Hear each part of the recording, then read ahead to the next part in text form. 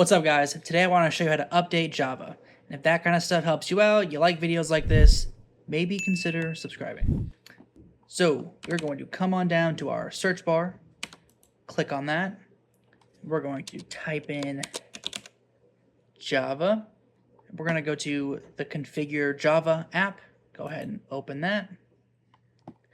It'll be this little window.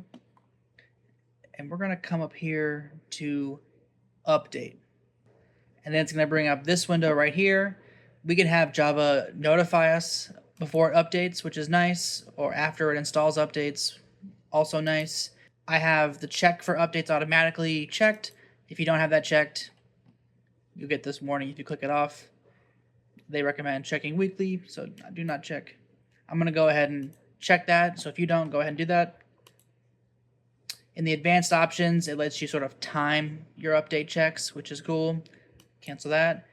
And if you're trying to update right now, you can go ahead and hit the update now button. Mine's already at the latest, so I'm good to go.